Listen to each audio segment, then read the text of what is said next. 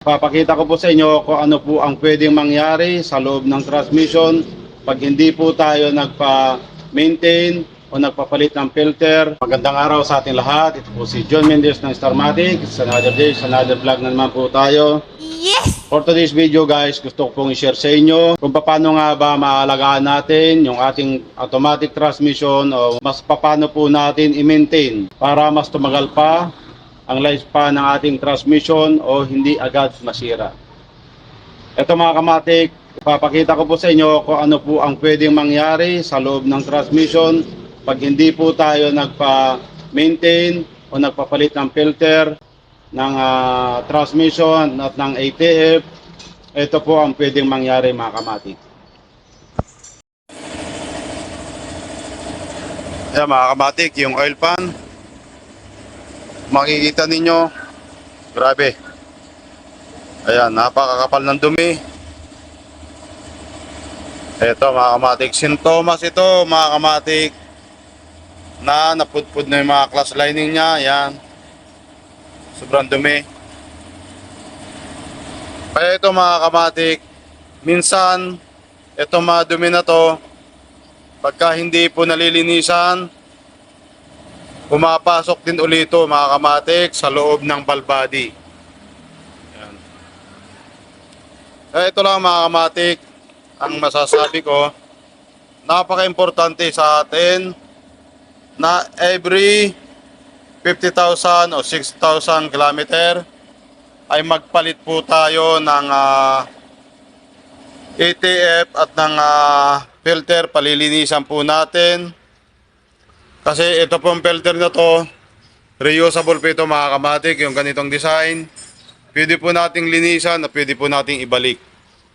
Ang importante lang mga kamatik, mabuksan natin yung oil pan, nang sa ganon, malinisan po natin yung ganyang kadumi sa loob ng oil pan. Dahil pag hindi po natin nalinisan to mga kamatik, babalik at babalik, hihigupin ulit ito ng ATF. Babalik ulit, papasok sa loob ng valve body. At pag nangyari po yon, magiging dahilan ng pagkasira po ng transmission.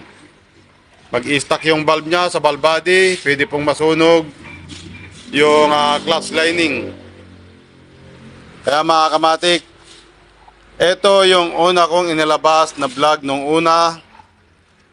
Kung dialysis o magbubukas ng oil pan ang gagawin, ano ang mas maganda?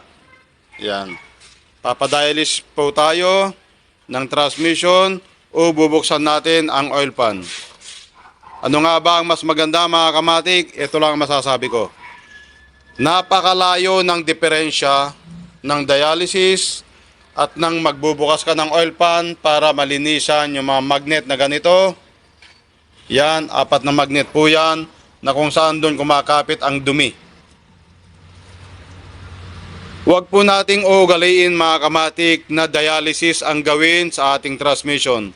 Dahil wala pong benefits yung dialysis compare sa bubuksan po natin yung oil pan para linisan yung oil pan at linisan yung mga magnet na kagaya nito na kumapit yung dumi. Ito po ang nararapat nating gawin mga kamatik. Huwag po tayo magpapadialysis. Buksan po natin yung oil pan at linisan yung mga magnet, linisan yung filter, saka po tayo magpalit ng ATF. Yan ang tamang proseso mga kamatik sa pag-maintain ng automatic transmission. Para mas maiwasan natin o mas tumagal yung lifespan ng transmission, magpabukas po tayo ng oil pan at wag pong dialysis lamang ang gawin natin na hindi po tayo nagbubukas ng oil pan.